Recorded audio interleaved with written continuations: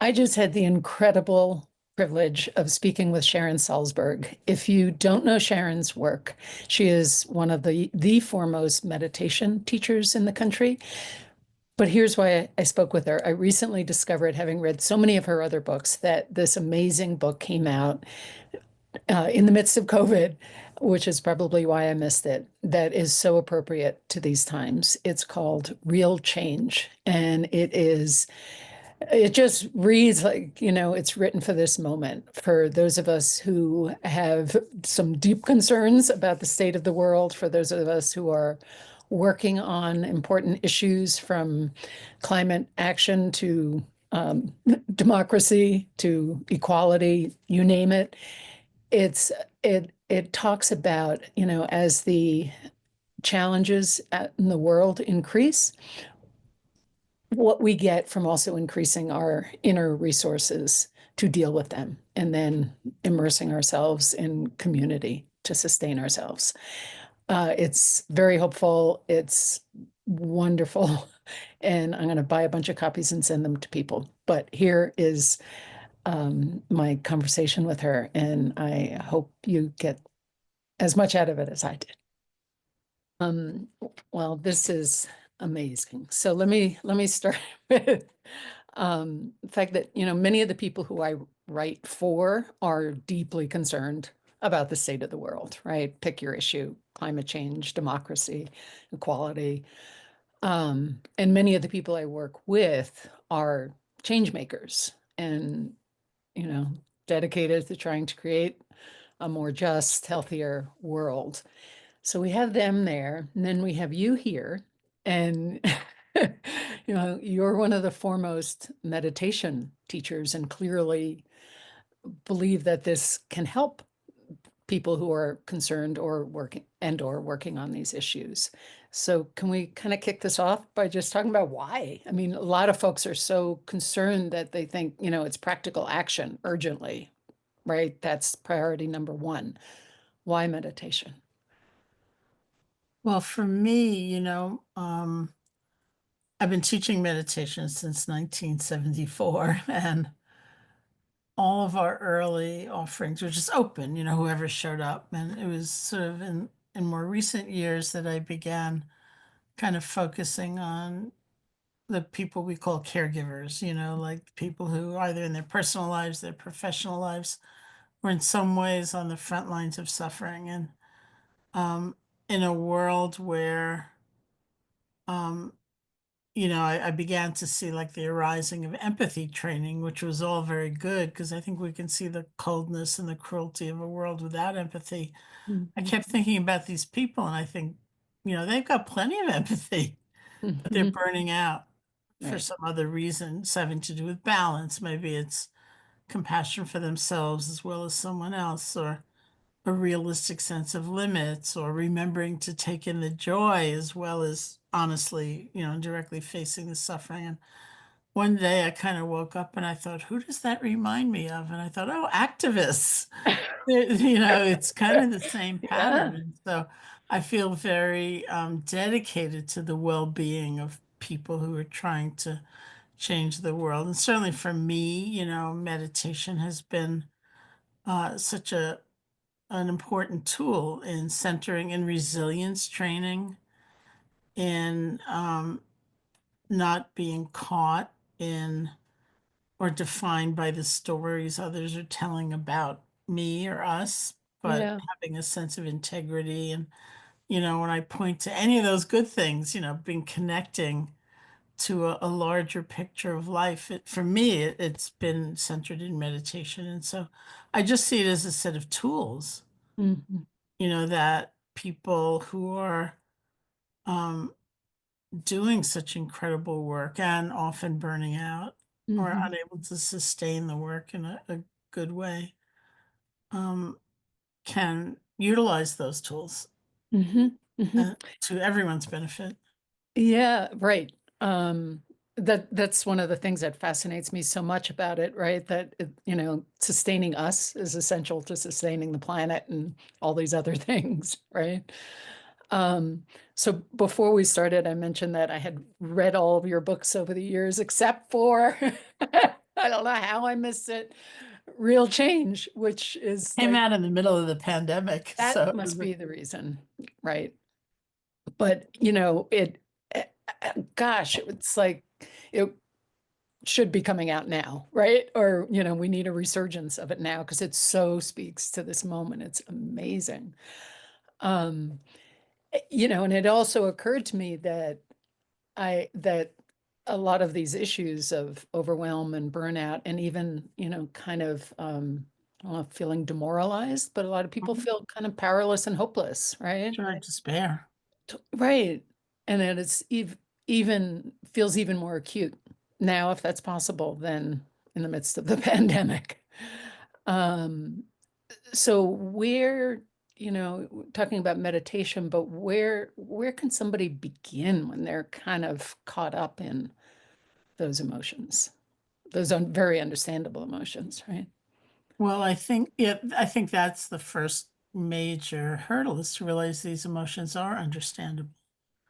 It's not because one is lost the plot or, like Right. is too uninspired or too weak or anything, like we stigmatize these feelings. But they are very natural. And it's not a question of never having them. I think it's a question of, first of all, being able to deal with them more skillfully Mhm. and also not being caught in them endlessly, Mhm. Mhm. so that we go into those places, but we also back to resilience. We learn how to begin again, how to regroup, how to not feel so alone, Yeah. all those things. But beginning with, being able to recognize these very uncomfortable feelings and not judging ourselves for them, not Mhm. putting ourselves down for them. It sort of reminds me of the story that I often tell about this woman, Kate Braestrup, who wrote a book Mhm. called something or other, which Mhm. she's a chaplain with the forestry department in Maine, and she was sent out to sit with this couple whose then 6-year-old child was lost in the woods and was later found and was fine. But this was the beginning of the ordeal. And the mom said something to her like, "How great of the forestry department to send you out here to keep me from freaking out."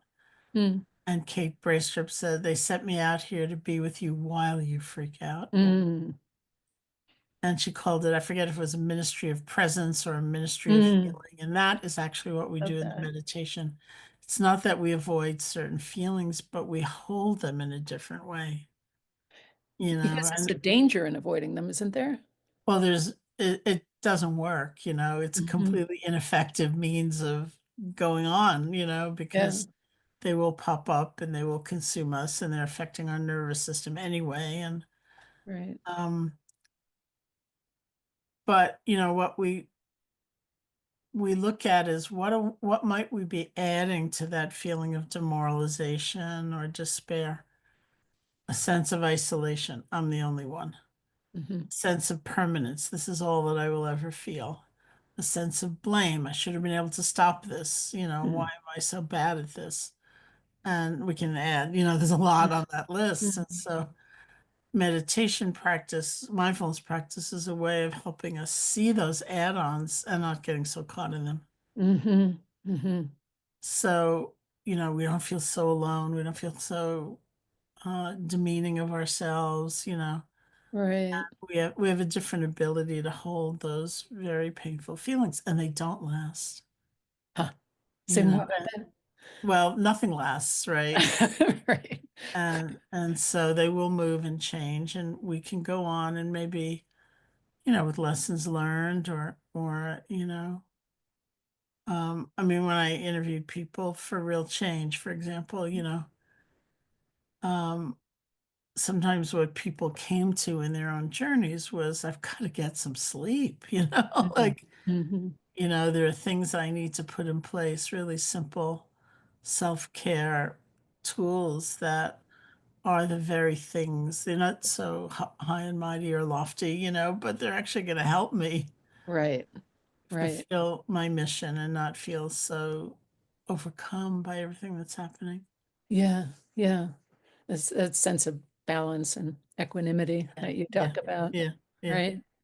So if we were to pluck out one of those um, challenges, like let's say powerlessness, right? And its cousin, despair. We know that so many people are kind of bracing right now, right? That they feel like a lot of tough stuff is going to be coming our way.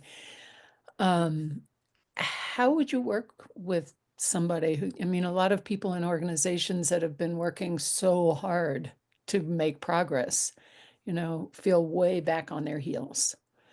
Um, what would you do if you were talking to them? I think it starts with the logic of those feelings, like don't add to those feelings.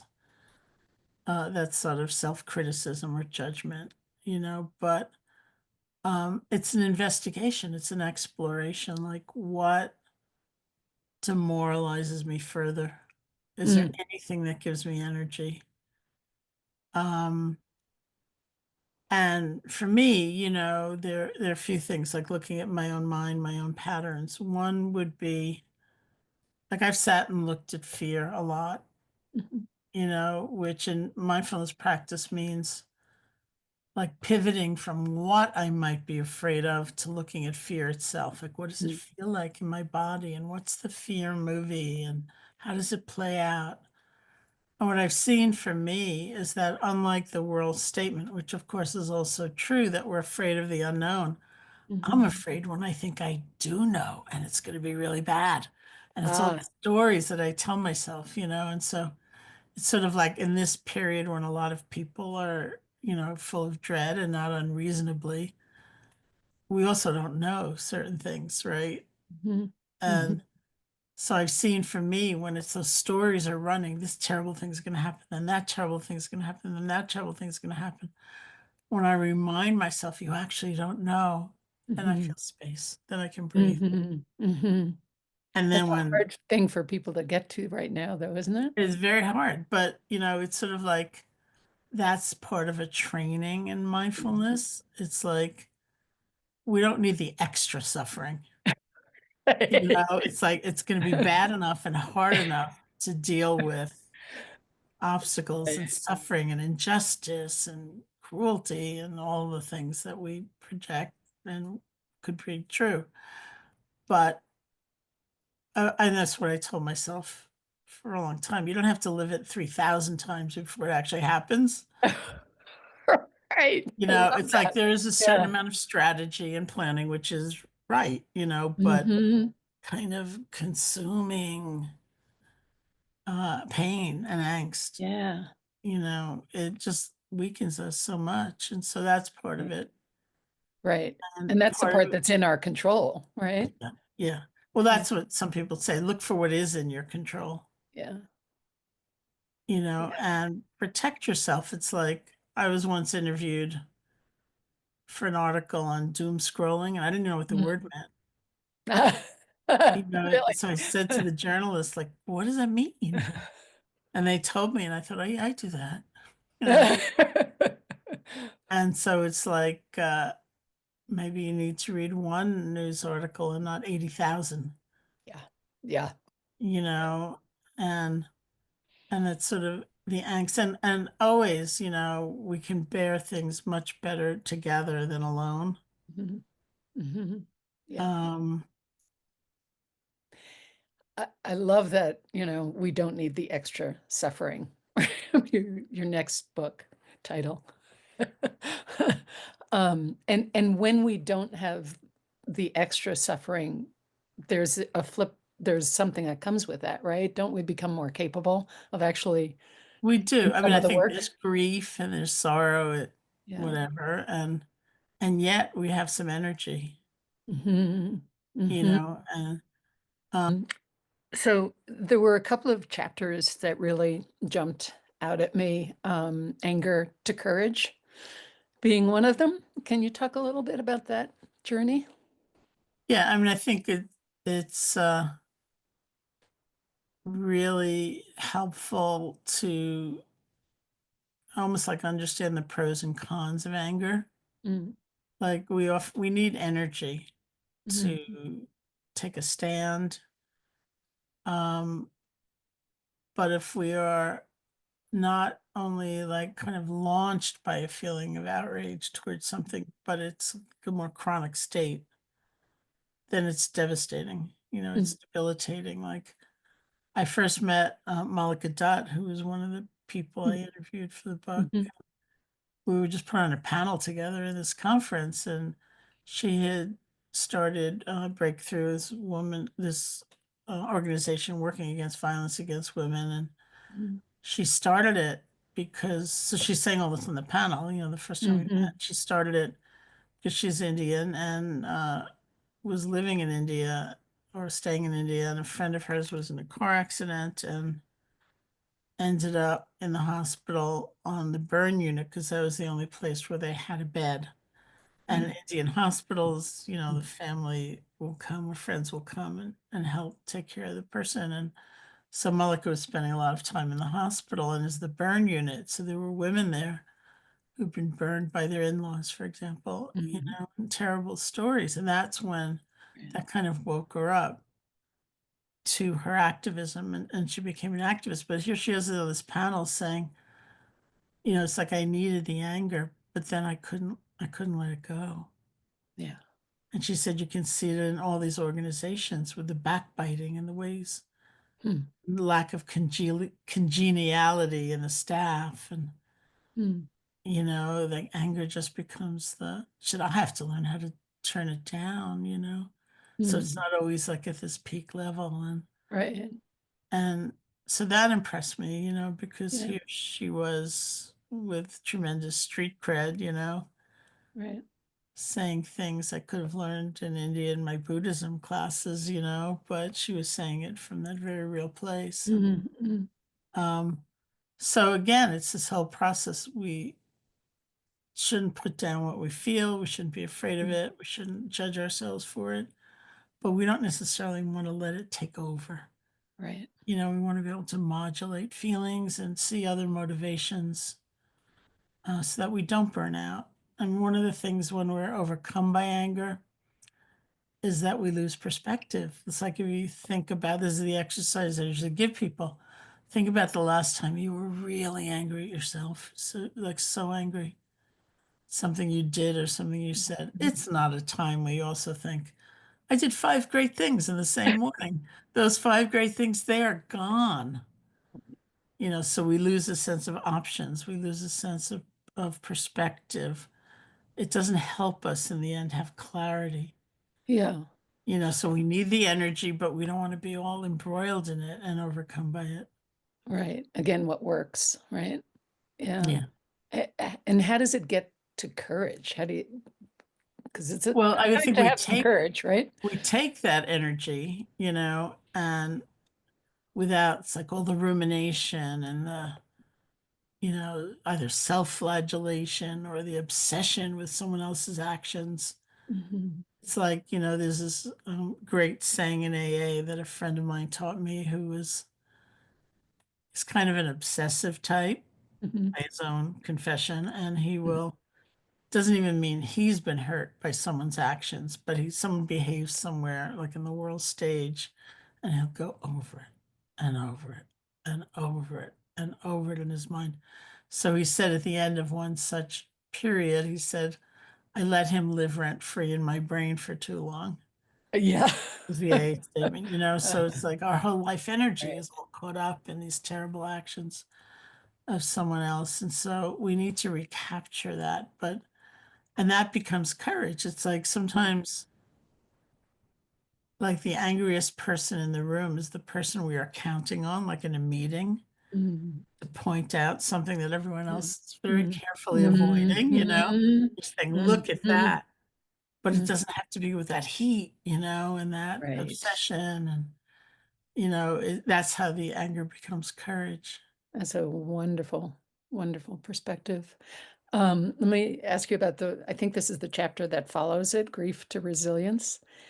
But I wanted to first ask you to talk about resilience a little bit, because that is a word that a lot of people have pulled back from, right? And I think you tell the story about somebody saying before you give a talk, you're not going to talk It, about I resilience. hope you're not going to say resilience. I was just at a resilience lunch today. Right. Um, So is there a misunderstanding of resilience, or do you think we need a different word? I don't think we necessarily need a different word, but I think people got tired of it because it was Yeah. so often used. And I think the basic understanding is bouncing back, and then people objected to that because it was like, why return to the same status quo? Yeah. Why not use this difficult experience to move on in some way and grow? Hmm. So, people moved from post-traumatic stress to post-traumatic growth as a Hmm. concept. Hmm. I mean, you don't want to be too cutesy about it, like Right. this is a growth experience, or you can find Right. the blessing in here, which is just the Yeah. worst thing to ever hear, People love hearing that. Yeah, yeah, but there's a certain sense of not being crushed Hmm. by one's experience or defined by it, and either bouncing back or moving on. And as you pointed out in the book about, you're not bouncing back to the same place you were before, Yeah, nor is the situation you're yeah, returning to the same. yeah. Right?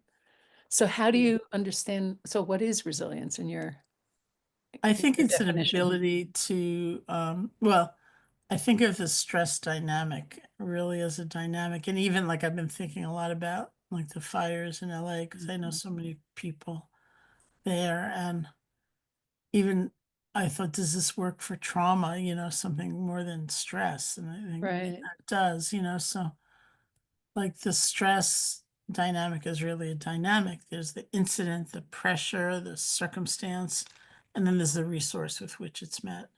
Right. And we know that from a very ordinary day, like you didn't sleep well at night, you had a very uncomfortable conversation with someone at breakfast, you go to work, you overhear a comment, and it's like it goes right to your heart, Hmm. Hmm. and you're really upset. In contrast to you had a beautiful night's sleep and you had a loving breakfast with all these friends and you went off to work and you overheard the very same comment. You think, wow, that person's having a bad day. Yeah. It's a very different response. And so Yeah. the sense of inner resource that, the wherewithal with which we can meet what's going on and a sense of community, those two things. Right.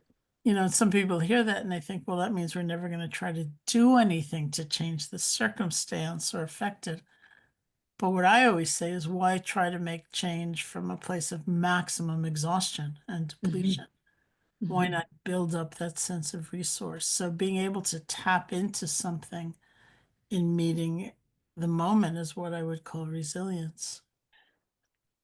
And as you say that, I'm thinking the common thread here seems to be, as the challenges rise, what we can do is raise our Yeah, level of inner resources, right? yeah, And put yeah, that in this container of community yeah, to have a vision to go forward. yeah, yeah, Okay. Um, Before I let you go, I want to ask you about hope. So, clearly there are a lot of people who are not in touch with that right now. And we don't want to, have some false Pollyanna-ish overlay. I don't want to suggest that. But it does, the hopelessness to me, like I felt something arise in recent months where it's like, I don't want to be robbed of the joy of living, yeah, you know? And I also believe that hope is necessary to do anything. It's necessary for to help the younger generation feel that, right? Can you just kind of wrap up by talking about your views on that? yeah. Well, I'm one of the people, I forget her name actually, that I interviewed for Real Change, was part of the striking fast food Mm, worker movement. mhm, And I had previously met several people from that movement. And one of the things I really got, and also figures in that interview, was how, some of the people, like in the meeting I had, were talking about how no one wanted them to go forward. their own families were saying, don't rock the boat. You've got almost nothing now. You will have really nothing Hmm. if if you try to strike or anything like that. And and they would say, just as that woman said in the interview, I just couldn't. Mm. Like I had to think more highly of myself. So some of it was about self-respect. And she said, I look at the younger people coming up in these jobs and I think they need better, they need better circumstances. So that's the hope, it's not like I'm gonna, I'm sure everything's gonna work out just fine, which, Right. you know, we can't count on. And the other is sort of um, hopelessness, those are two Hmm. extremes. And there's some place right in the middle where we can have a vision and we understand we can't get attached to things working out, certainly on our timetable, Right. Right. but we're not alone and we can act out of that place of basic love for ourselves and love for others Yeah. and find the energy, Hmm. step by step to do what we feel we need to do. And so it's a different, I mean, hope as compared to resilience, I think we do need a different word. Mm. Um, Mm. because people either think of it as that Pollyannish Right. thing or they don't know how to navigate it, so as not to fall into hopelessness, which doesn't Right. do Yeah. anybody any good. Yeah. I wonder, if the word, I'll just tell you this quick story. I once was reporting on something where I was covering the poet Wendell Berry, Yeah. who was involved in protests, a sit-in the governor's office in Kentucky to protest mountaintop removal, coal mining. And, I was just really surprised to see him there among all these other people. And I went up to him and I said, do you really think this is going to be successful? Right? Because it's like coal country. And he said, he sort of shied at me and he said, I don't know if it's going to be successful. What I know is that's the wrong question. The right question, is it the right thing to do? Yeah. And that's integrity, Yeah. right? Yeah. That's integrity. And it's not easy, I Mm. think we have to give ourselves that, Yeah. Yeah. that understanding. But, like I look at something like my friend Shelley, Mhm. and people who were or Chef Andres, Mm. and I just saw him on some YouTube thing saying in the worst of calamities, the most beautiful parts of human nature come through, and we don't, necessarily pay much attention to that because Mhm. it's just so difficult. But that's also true. Yeah. As your friend Rebecca Solnit has also written about. Yeah, yeah. Yeah. Yeah. Wow. I am so grateful to have had this I'm so talk delighted. with Great you. work, and Thank you. yeah, You're well, now that I actually know this book exists, I'm gonna buy a few dozen copies and give them thank you. give them to people. Although also the audiobook, I have to say, was just wonderful to be able to Oh, sit with great, meditations. Yeah. great. Yeah. Um, thank you very, very much.